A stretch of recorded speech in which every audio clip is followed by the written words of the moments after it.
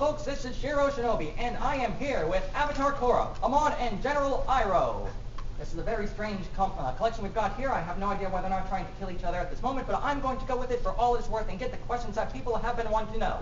So, General Iroh, is there any truth to the rumors that Republic City's new defense policy is screw it, let the Avatar handle it, she's going to do it anyways? No comment on that. I can't speak against Republic City. Although Avatar is continuing. Duly noted. Amon, Yes. once you were waging your war on Benders, were you aware that it would have serious economic consequences on the city? For example, our electric system is powered entirely by firebenders. It's all about me. I didn't mind. I see. And in that case, can I send you my dry cleaner bill for when I was attacked? Absolutely. I've burned much worse. Good to know. I'm not even a firebender, but Right then. Avatar Korra, I understand that you have recently broken up with Mako. Yeah, it's not working out between us right now, but I mean, who knows what might happen in the future. Are you prepared for the many, many fan fictions featuring original characters designed to take his place? I would expect nothing less. I depend on it. I need to know that people are out there caring about my love life. I've written my own for the record. Well then, General Iroh, back to you for a second. Now, I understand that your grandfather was one of the men who helped save everything from his own father. Now that means that you have quite a mixed up bloodline that he had several seasons to deal with. Yes. Do you believe that there will be any trouble for you in the future as you have to deal with your own dark and good impulses? Possibly. I have a very long and strong lineage of firebenders in my family. Remarkably, we all sound alike. But, you know, we have our demons to deal with, but I think I'm a little bit on the lighter side as far as my family goes. Speaking of dealing with demons, Avatar Korra, after the recent attack on Republic City by one of your relatives this time, we understand that there's been a little mix-up with the whole Avatar cycle thing. How do you feel that this will affect your coming performance as the Avatar? You know what? I don't really, I mean, there's just so much I'm still learning about where I've come from and who's come before me. You know, maybe I'll get a little bit of extra help from Avatar One. I mean, that's pretty much the most I can hope for at this point, is just leaning on everybody else to help straighten this crazy mess out. All right, and one last question. Amon, Yes. seriously, why were you doing that? I was just announcing stuff. I was up there doing my job. I'm not even a bender. What? I was electrocuted by one of your men. Oh, sorry. Sorry, that was a mistake. Apology accepted. Well, This is Shiro Shinobi, signing off.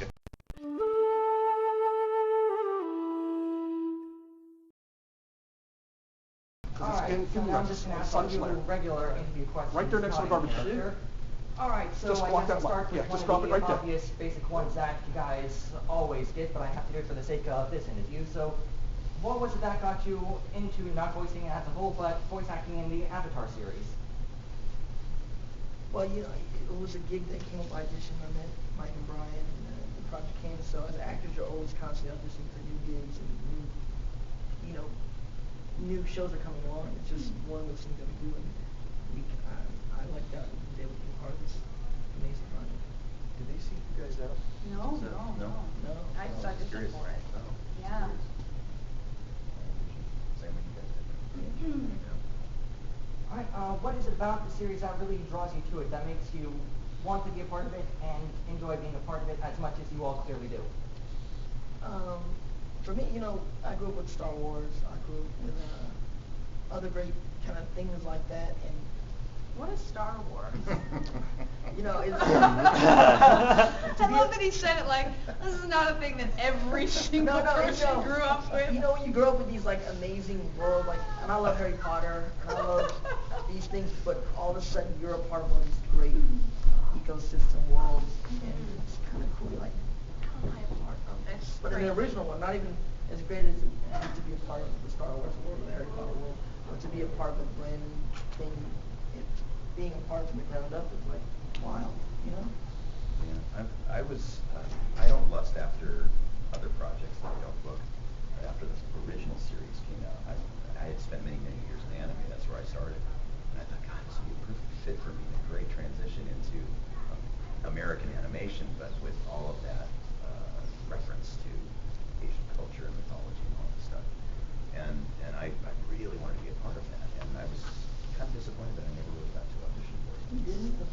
first series. No. Yeah, I didn't even audition for it.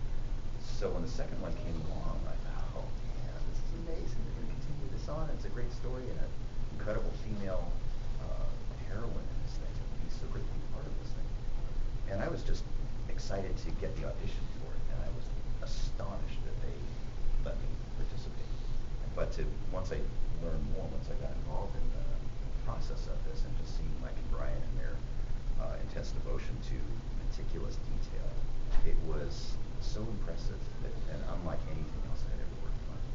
And like you were saying, Pam, earlier, just to listen to these guys talk about their project, it's not just a project, and it's a world that they've created, and they're very, very dedicated to it. So just to have a little piece, Yeah, that's cool. of participation. Yeah, a lot of what I would say is basically what Steve said. I just, I didn't have that much experience. Well, I didn't even have really much experience in voiceover, and I'm very lucky that the people at Nickelodeon are comedy fans because they knew my on-camera work, and so they had started to bring me in to audition for a lot of their shows, and I just thought, like, if I was going to allow myself to think I might get a job on something on Nickelodeon, I assumed that it would be like the wacky chicken on the show about the barn or whatever. And I was like, I'm going to do all these crazy comedy voices and stuff. Awesome. And so, yeah, and like the other pilot that I had done for them, I was very, Wacky chicken. kind of wacky a little bit. And so when I got this audition, I was like, oh, this is way too cool for me. Like, this is going to be something that somebody who's worked forever is going to get. And I just thought, what am I bringing to the table? Because my character's not particularly funny. Like, if I had auditioned for like the female Bolin, maybe I would have given myself like the slightest chance that I might have been able to like be goofy enough to do it and improvise a little bit or whatever. So the whole process of auditioning, we went through several cycles of auditioning because they were really wanting to try to find, not just Mako and Bolin and Cora, but like 3 people who they felt worked really well together. Every time I got a call back, I just kept thinking like, this has got to be a mistake. I mean, they have all these I'm amazing like half choices surprised that anyone hires me for anything. I know, me too. It feels like I'm getting away with this. I don't know how I've gotten away with Sure that they this. want me to do this? Did they hear my Yeah. audition? They know what they're Keeps you doing now. humble, I It's guess. super But, surprising yeah. sometimes. Yeah, so I would have been happy to just like be a goofball, like, come in once every 4 weeks on a cartoon, and to get to do Cora just still seems like insane. It's just amazing. Yours is one of the most natural performances I've seen. Well, maybe was- that's probably why. 'Cause It I was was like, I don't know what to do. awesome. Maybe that's what they want. Yeah. That's good. They do know what they're doing. I will say that. Yeah. Like, you put yourself in their hands and you're good. Yeah. Right, that actually segues nicely into my next question. When you do the voices for the characters, or even non-voice on-camera work when you're doing a character, how much would you say is the character, and how much is you putting yourself into it? Great question. Very good question. It's a little, you're stuck with the character and the character's stuck with you. It's always a little bit of you, and it's always a little bit of character. And the mesh, coming together is kind of like the magic of how it happens. I'm constantly drawing from my own life experience and learning from the character's experience at the same time.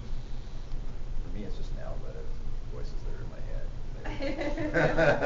I mean, honestly, if I didn't have that forum to let all that stuff out, I'd probably be a crazy person. But I think that, like you were saying, I think the people that get hired are people that invest themselves into the character, and that's what really makes the characters come to life. And especially when you're working with people like Mike and Brian who have this vision, they know what they want out of these characters, and they know when it's the right fit to bring those characters to life, and they know the big picture also. So every audition for me, I go with the instinctive audition first, and then I let them tailor me in. Yeah. And that way you are bringing yourself to the party. And that's what I always advise up-and-coming actors to do, is not to try to copy somebody else, but to bring yourself to the party. Yeah. Yeah, I agree with everything that these guys have said. I think that, I was really a really hypersensitive kid, not so much like in terms of how I felt about other people's reactions to me, but I just had very emotional reactions to other people's experiences. I was very empathetic to grotesque degree. Like my parents like had to usher me out of the room when certain things happened on television because I just would get so upset, and they would be like, "It's not real," and I would be like, "But this kind of thing does happen." Like that's sort of where my headspace goes. So it's like, oh, you know, Young Hedwig Barney, the this owl kind of died thing in does Harry Potter, and like I would just lose my mind over that, and they'd be like, no, it's just a story, and I would be like, but owls die. You know what I mean? Like I would just take it to the next. Carrying the weight of the it's world. carrying the weight of the world, but the good thing about that with acting is that, you know, if you have that kind of empathy, there's, I think you're, in the same way of like, I would go crazy if if you didn't get to get the voices out of your head. I think for me, getting the opportunity to put myself in the shoes of characters, hopefully, I think for a lot of sensitive people, they become actors because it's this great exercise in like, if you can understand the perspective of every character that you play, which is what's so great about a character like Amon and what Steve brought to it, is you feel like his performance of Amon is like, Amon really believes he's a good guy. He believes he is doing the right thing. He does. And I think that's what's so amazing and such a gift about getting to perform is that you get this opportunity to walk a mile in someone else's shoes. And if you can also take that into your regular life, you're going to be a better like member of society too in a way, because you know you're not like me against everybody. It's sort of like, okay, I can understand where people come from. So that's like been such a gift about it. When we were just having a discussion earlier about the connectivity aspect to the convention circuit, and how these kinds of shows actually do bring people together in a way that they might not ordinarily. Absolutely. It makes everybody feel accepted, and they fit in, and they've got a place where they can speak the same language as other people, where they may not find that acceptance in their day-to-day life. Absolutely. It's so nice to feel known, you know, and recognized, I think. Can I just say, if any of you guys were crazy and standing on the street shouting things, I would still pay to listen to it. It might come to that.